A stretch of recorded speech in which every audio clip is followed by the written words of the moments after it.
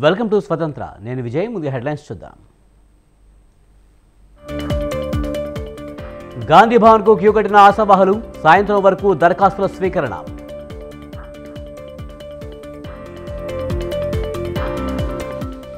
కూకట్పల్లి నియోజకవర్గ బీఆర్ఎస్ సన్నాహక సమావేశం, నేతలకు కేటీఆర్ దిశానిర్దేశనం.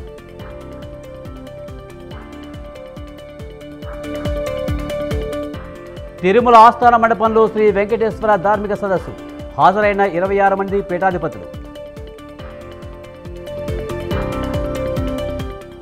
కేజ్రీవాల్ ఇంటికి మరోసారి ఢిల్లీ పోలీసులు, ఆరోపణలకు తగిన ఆధారాలు ఇవ్వాలని నోటీసులు.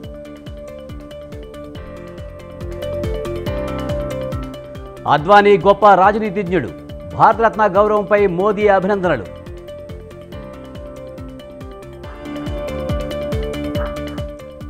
నేను బతికే ఉన్నా వీడియో రిలీజ్ చేసిన పూనం పాండే.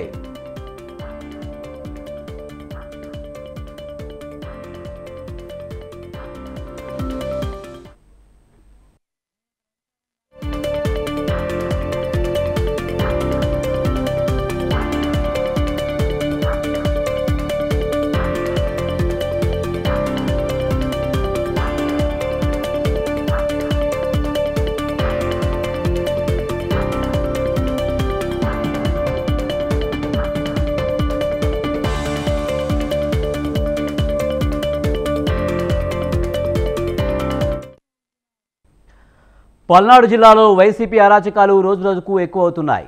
దాచేపల్లి మండలం కేసానుపల్లిలో ఇంటి ముందు పార్క్ చేసిన షేక్ రఫీ ఆటోను వైసీపీ శ్రేణులు తగలబెట్టారు. ఆటో డ్రైవర్ రఫీ టీడీపీకి సానుభూతిపరుడిగా ఉన్నాడు. గతంలో మాచర్ల నియోజకవర్గంలో ఓ టీడీపీ కార్యకర్త బైక్ను వైసీపీ శ్రేణులు తగలబెట్టారు. పల్నాడు జిల్లాలో వరుసగా ఆస్తుల ధ్వంసంపై టీడీపీ నేతలు ఆగ్రహం వ్యక్తం చేస్తున్నారు.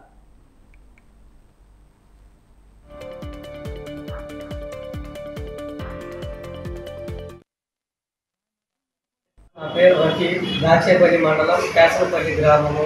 నేను ఆటో తోడుకుంటే బతకాల లేకపోతే లేదు. నాకు 2 పిల్లగాళ్ళు, ఒక అమ్మాయి ఒక అబ్బాయి. అయితే తెల్లవారుజాము 2 కాడి నుంచి 3కి అసలు లోపల గుర్తు తెలియని వ్యక్తులు ఎవరో వచ్చి ఆటోని అసలు మొత్తం తగలబెట్టారు.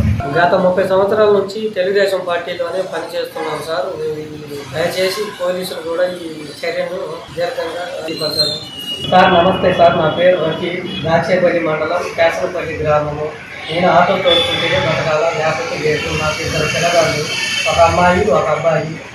అయితే తెల్లవారుజాము 2 కాడి నుంచి 3కి అసలు లోపల. తహసీల్దార్ రమణయ్య హత్యను తీవ్రంగా ఖండిస్తున్నామని AP revenue service association Bopparaju Venkateswarlu అన్నారు. హత్యకు కారణమైన వారిపై కఠిన చర్యలు తీసుకోవాలన్నారు. తహసీల్దార్ రమణయ్య కుటుంబాన్ని ప్రభుత్వం ఆదుకోవాలన్నారు. రమణయ్య హత్యకు నిరసనగా నేడు 26 జిల్లాల్లో రెవెన్యూ ఉద్యోగులంతా నల్ల బ్యాడ్జీలు ధరించి నిరసన తెలియజేస్తున్నామని బొప్పరాజు తెలిపారు. రూరల్ తహసీల్దార్గా పనిచేసి ఎన్నికల విధుల నిర్వహణలో భాగంగా నిన్న విజయనగరంలో తహసీల్దార్లుగా జాయిన్ అయినటువంటి రమణయ్య గారిని అతి దారుణంగా కిరాతకంగా రాత్రి కొంతమంది నిందితులు మర్డర్ చేసి వెళ్లటం అనేది ఆంధ్రప్రదేశ్ రెవెన్యూ అసోసియేషన్ పక్షాన తీవ్రంగా ఖండిస్తున్నాం. తక్షణమే నిందితులు ఎవరైతే ఉన్నారో వారిని కఠినంగా శిక్షించే విధంగా ప్రభుత్వం చర్యలు చేపట్టాలని, అదే విధంగా ఏదైతే దాడి చేసేటువంటి విధి నిర్వహణటువంటి ఉద్యోగుల మీద దాడి చేసే వ్యక్తుల్ని కఠినమైనటువంటి చర్యలు తీసుకునే విధంగా చట్టాలు తీస్తే ఇలాంటి చర్యలు పునరావృతం కాకుండా ఉంటాయి. సహజంగా చిన్న దాడులు జరిగినప్పుడు వాటిని మరి ఈజీగా తీసుకొని ఏదైతే మనం వదిలిపెడుతున్నామో దాంతో ఇలాంటి నిందితులు ఇంత దారుణానికి ఒడిగట్టినా కూడా మాకేం కాదులేనటువంటి ఒక నమ్మకంతో ఇలాంటి చర్యలకు దుశ్చర్యలకు పాల్పడుతూ ఉన్నారు. కాబట్టి ఇలాంటి నిందితులను నిర్లక్ష్యం చేయకుండా వారిని కఠినంగా శిక్షించాలని ఆంధ్రప్రదేశ్ రెవెన్యూ అసోసియేషన్ పక్షాన ప్రభుత్వాన్ని కోరుతున్నాం. అదే విధంగా ఆ యొక్క కుటుంబాన్ని ఏదైతే రమణయ్య గారి కుటుంబాన్ని ఆదుకోవాలని ప్రభుత్వాన్ని కోరుతూ రమణయ్య గారి కుటుంబ సభ్యులకి ప్రగాఢమైనటువంటి సంతాపాన్ని ఆంధ్రప్రదేశ్. విజయవాడ ఎంపీ కేశినేని నానిపై టీడీపీ నేత బుద్ధ వెంకన్న తీవ్రస్థాయిలో ధ్వజమెత్తారు. కేశినేని నాని అప్పుల అప్పారావని విమర్శించారు. కేశినేని నానిని రోడ్ల మీదకు వదిలేటప్పుడు ఆయన అప్పులను జగన్నే తీర్చాలని, అప్పులు తీర్చకుండా ప్రచారానికి వెళ్తే అప్పుల వాళ్ళు నాని వెంట ఉంటారంటూ బుద్ధ వెంకన్న ఎద్దేవా చేశారు. కేశినేని నానికి వైసీపీ టికెట్ ఇవ్వడం కూడా డౌటే అన్నారు. కేశినేని నాని సత్యహరిచంద్రుడైనట్లు మంత్రి పెద్దిరెడ్డి మాట్లాడుతున్నారన్నారు. టీడీపీలో విజయవాడ వెస్ట్ ఎమ్మెల్యే టికెట్ ఇప్పిస్తామని కొందరి దగ్గర అప్పులు చేశాడు. కేసినేని నానికి అప్పు ఇవ్వడమంటే గోడకు కొట్టిన సున్నం లాంటిదేనని బుద్ధ విమర్శించారు. మైలవరం వైసీపీ ఇన్ఛార్జిగా ఉండి కూడా డబ్బులు కొట్టేసి ఉంటాడని బుద్ధ వెంకన్న ఆరోపించారు. అన్నాడు అది నిజమైతే ఇది నిజమే చెప్పమని నువ్వు దీనికి సమాధానం. కేసినేని నాని అంట చెప్పాడు అంటున్నావు కదా. కేసినేని నానికి ఒక శాపం ఉంది. ఎందుకంటే తెలుగుదేశంలో ఉన్నప్పుడు మాకు చెప్పేవాడు ఎక్కడో. ఎందుకంటే ఈ మధ్య గుళ్ళకి అట్లకి వెళ్తున్నాడు చూడండి మీరు. ఎప్పటి నుంచి వెళ్తుంటాడు ఎడవల్లో గుడికి. అక్కడ చూడకుండా ఒక ముని పడుకొని ఉంటే కాలు తొక్కేశాడంట. బండగా ఉంటాడు కదా, కాలు తొక్కేస్తే మునికి బాగా నొప్పి వచ్చి లేచి చెప్పించాడు. ఈరోజు బట్టి నీ నోట్లోంచి ఏ ఒక్క నిజం చెప్పినా నీ తల 1000 ముక్కలు అయిద్దని శపించాడు. అప్పటి నుంచి ఇది కేసినేని నాని అనేవాడు పరమ వెధవ. ఆడ మాటలు. వరంగల్ జిల్లాలో బీఆర్ఎస్ పార్టీకి భారీ షాక్ తగిలింది. బీఆర్ఎస్ నేత స్టేషన్ గణపూర్ మాజీ ఎమ్మెల్యే తాటికొండ రాజయ్య బీఆర్ఎస్ పార్టీకి రాజీనామా చేశారు. కాంగ్రెస్లో చేరేందుకు రంగం సిద్ధం చేసుకున్నారు. ఈ నెల 10న కాంగ్రెస్ కండువా కప్పుకోనున్నారు.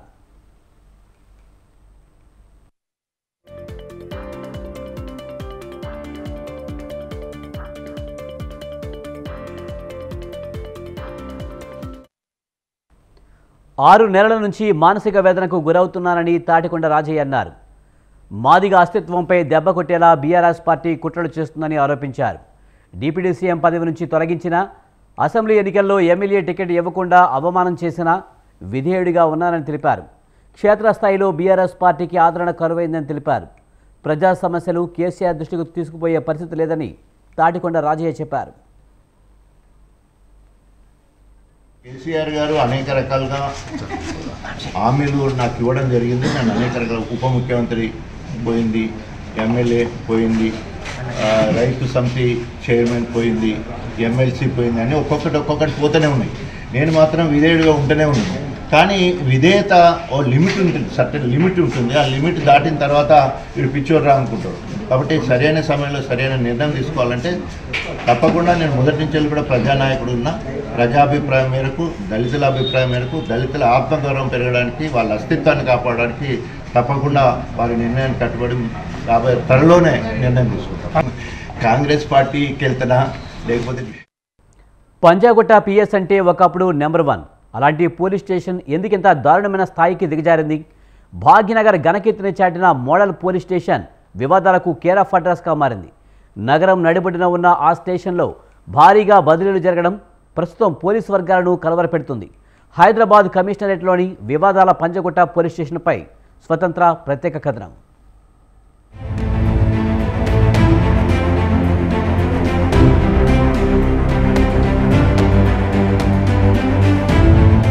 హైదరాబాద్ పంజాగుట్ట పిఎస్లో పోలీస్ సిబ్బందిని బదిలీ చేయడం సంచలనంగా మారింది.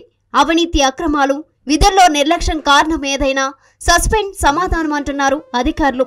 బోధన్ మాజీ ఎమ్మెల్యే కుమారెడ్డి కేసులో పోలీసుల తీరుపై హైదరాబాద్ సిపి శ్రీనివాసరెడ్డి ఆగ్రహం వ్యక్తం చేశారు. పిఎస్లోని సిబ్బంది మొత్తాన్ని బదిలీ చేసిన సిపి సిటీ ఆర్మర్ రిజర్వ్ ప్రధాన కార్యాలయంలో రిపోర్ట్ చేయాలని ఆదేశించారు. దీంతో మిగతా పోలీస్ శాఖలో సిబ్బందికి గట్టి హెచ్చరిక జారీ చేసినట్లయింది.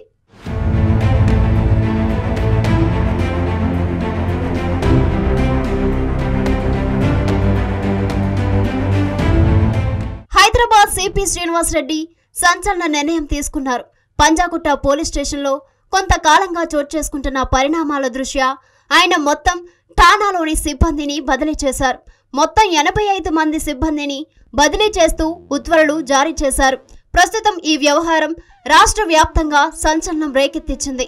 అయితే సిపి ఈ నిర్ణయం తీసుకోవడానికి గల కారణం ఠాణా నుంచి వివరాలు బయటకు పొక్కడమేనని పోలీస్ వర్గాల్లో టాక్.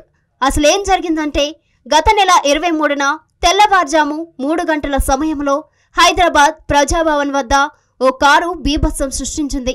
ప్రజాభవన్ దగ్గర ఉన్న బారికేడ్లపైకి దూసుకెళ్లింది.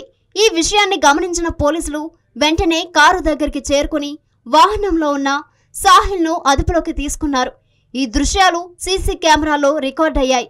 అనంతరం అతడిని పంజాగుట్ట పోలీస్ స్టేషన్కు తరలించారు. అక్కడి నుంచి నిందితుడు తప్పించుకుని ఇంటికి వెళ్లిపోయాడు. అతని స్థానంలో తన కారు డ్రైవర్ను పంపించాడు. దీంతో ఇన్స్పెక్టర్ దుర్గారావు సాయంతో షకీల్ అనుచరులు సాహిల్ను దుబాయ్ పారిపోయేందుకు సహకరించారు.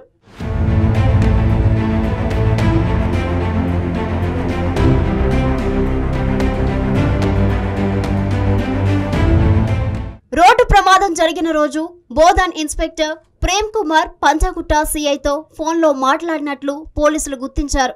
దీంతో పాటు సాహిల్ దుబాయ్ పారిపోయేందుకు అబ్దుల్ వాసే సహకరించినట్లు తేల్చారు. అనంతరం సీసీ కెమెరాలో రికార్డైన దృశ్యాల ఆధారంగా ఉన్నతాధికారులు దర్యాప్తు చేపట్టారు. దర్యాప్తులో భాగంగా నిందితుడు సిఐల ఇద్దరి ఫోన్లను స్వాధీనం చేసుకుని కాల్ రికార్డులను పోలీసులు తీసుకున్నారు. వాటిని పోలీసులు దర్యాప్తు చేసి ప్రేమ్ కుమార్ను అరెస్ట్ చేశారు. ఈ కేసులో పంజాగుట్ట సిఐ దుర్గారావును సస్పెండ్ చేశారు. ఈ క్రమంలో పంజాగుట్ట పోలీస్ స్టేషన్ సిబ్బంది తీరుపై సిపి శ్రీనివాసరెడ్డి సంచలన నిర్ణయం తీసుకున్నారు. పిఎస్ నుంచి కీలకమైన విషయాలు బయటికి పొక్కడంపై ఆగ్రహం వ్యక్తం చేశారు. ఎస్ఐ నుంచి హోంగార్డ్ వరకు 85 మందిని బదిలీ చేశారు. సిటీ ఆర్మర్డ్ రిజర్వ్ ప్రధాన కార్యాలయంలో రిపోర్ట్ చేయాలని ఆదేశించారు. హైదరాబాద్లోని వివిధ పిఎస్లకు కొత్తగా 82 మంది సిబ్బందిని పంజాగుట్ట పిఎస్కు బదిలీ చేశారు.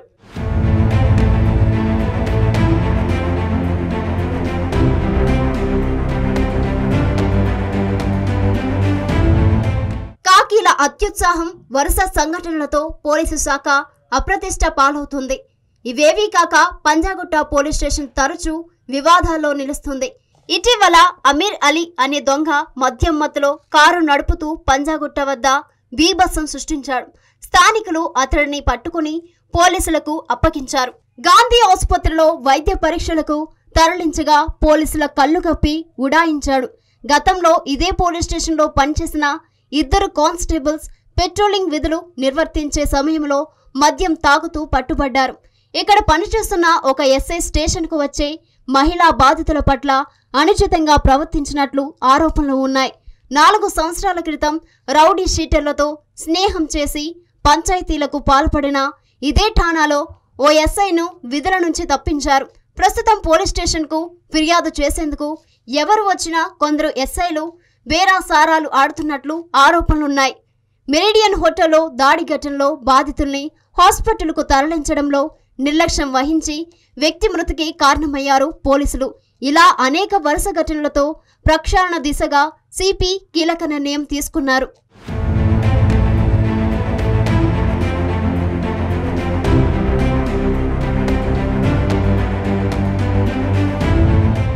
సిటీ మొత్తం మీద ఇటీవల కాలంలో పలువురు ఇన్స్పెక్టర్లు సస్పెన్షన్కు గురయ్యారు. పంజాగుట్ట సిఐతో పాటు Pahadi Shareef CI, Patancheru CI, Gopalapuram CI, Shamshabad airport CI, KPHB సిఐతో పాటు కుక్కట్పల్లి ఎస్ఐ, రాజేంద్రనగర్ మహిళా కానిస్టేబుళ్లు సస్పెన్షన్కు గురయ్యారు. నగర సిపిగా కొత్తకోట శ్రీనివాసరెడ్డి బాధ్యతలు చేపట్టిన రోజే పోలీసులకు క్లియర్ ఇండికేషన్ ఇచ్చారు. విధుల్లో నిర్లక్ష్యం వహించిన నిందితులతో చేతులు కలిపి సహకరించిన కఠిన చర్యలు తప్పవని హెచ్చరించారు. అన్నట్లుగానే వివిధ కారణాల చేత పంజాగుట్ట పోలీస్ స్టేషన్ మొత్తాన్ని ప్రక్షాళన చేశారు. వీరితో పాటు హైదరాబాద్ సిటీ కమిషనరేట్లో ఉన్న 60% పైగా పోలీస్ స్టేషన్లలో ఇన్స్పెక్టర్లను బదిలీ చేశారు.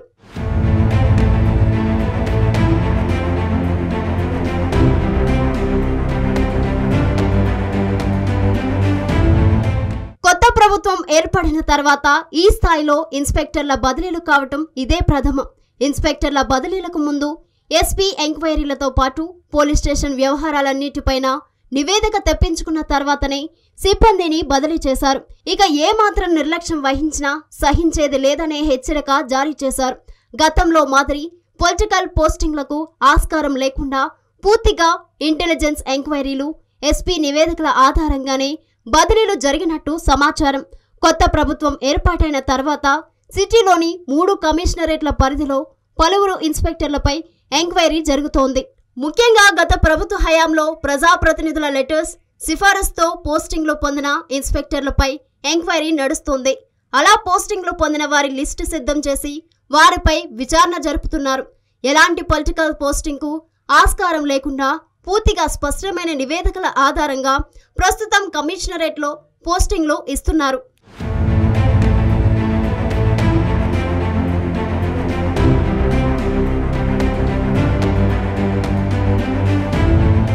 భవిష్యత్తులో ఏ పోలీస్ స్టేషన్లో కూడా అక్రమాలు జరగకుండా ఎలాంటి సమాచారం లీక్ కాకుండా కట్టుదిట్టమైన చర్యలు చేపడుతున్నారు. 2018లో ఉత్తమ పిఎస్ గా జాతీయ స్థాయి అవార్డులు అందుకున్న పంజాగుట్ట పిఎస్ కు మళ్లీ పూర్వ వైభవం తీసుకురావడమే లక్ష్యంగా హైదరాబాద్ సిటీ పోలీస్ బాస్ తీసుకుంటున్న నిర్ణయాలతో సిటీ పోలీస్ యంత్రాంగం పటిష్టం కాగలదని ఆశిద్దాం.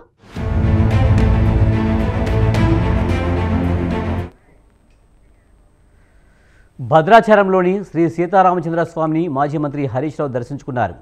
హరీష్ రావుతో పాటు బీఆర్ఎస్ రాజ్యసభ సభ్యుడు వద్దిరాజు రవిచంద్ర, ఎంపీ మాలోత్ కవిత, ఎమ్మెల్సీ తాతా మధు దర్శించుకున్నారు. వీరికి ఆలయ అర్చకులు స్వాగతం పలికారు. అనంతరం ప్రధాన ఆలయంలో స్వామివారికి ప్రత్యేక పూజలు నిర్వహించారు. వేద ఆశీర్వచనం అందించిన వేద పండితులు సాల్వతో సత్కరించి స్వామివారి ప్రసాదాలను అందజేశారు.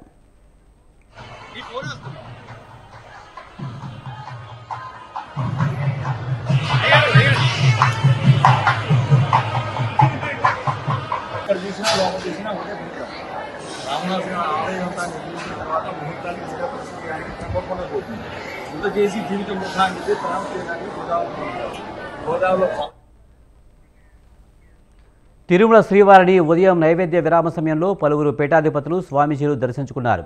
చిరజీయాల స్వామి, కుక్కే సుబ్రహ్మణ్య పీఠాధిపతి విద్యాప్రసన్న తీర్థులు, వ్యాసరాజ మఠం పీఠాధిపతి విద్యాతీర్థ స్వామి, సత్యానంద ఆశ్రమం శ్రీహరి తీర్థానంద స్వామి, విశ్వగురు ఆశ్రమం విశ్వయోగి స్వామి, కడప బ్రహ్మంగారి మఠం విరాజానంద స్వామి తదితరులు దర్శించుకున్నారు. టీటీడీ అధికారులు స్వాగతం పలికి దర్శనం ఏర్పాటు చేశారు. దర్శనం అనంతరం రంగనాయకుల మండపంలో వేద పండితులు వేద ఆశీర్వాదమివ్వగా టీటీడీ అధికారులు తీర్థ ప్రసాదాలు అందించారు.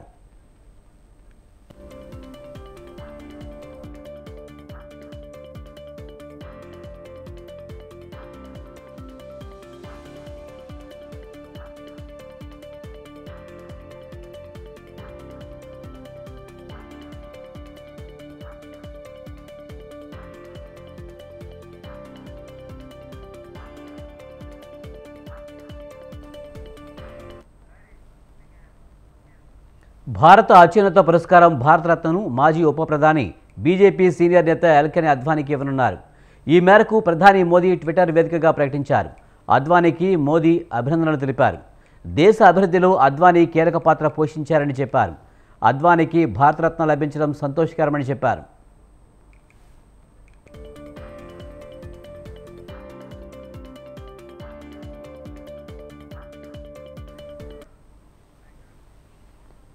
ఎల్కే అద్వానీ పూర్తి పేరు లాల్ కృష్ణ అద్వానీ.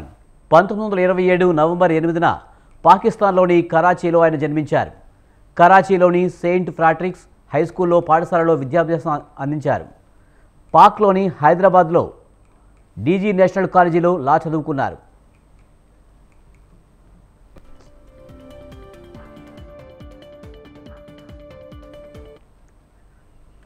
కొన్నేళ్ల క్రితం వరకు అద్వానీ దేశ రాజకీయాల్లో కీలకంగా వ్యవహరించారు. 1970 నుంచి 2019 వరకు పార్లమెంట్ సభ్యునిగా వ్యవహరించారు. రామ జన్మభూమి ఉద్యమంలో కీలక పాత్ర పోషించారు. అయోధ్య రామాలయం కోసం రథయాత్ర కూడా చేశారు. వాజ్పేయి ప్రభుత్వంలో డిప్యూటీ పీఎంగా పనిచేశారు.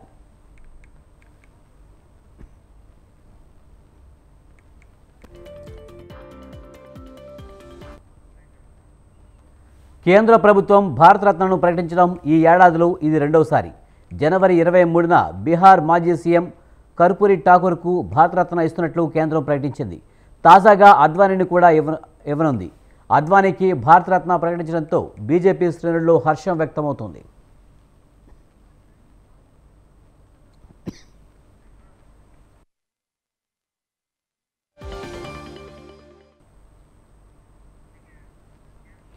ఇవి బులెటిన్ విశేషాలు. చూస్తూనే ఉండండి స్వతంత్ర.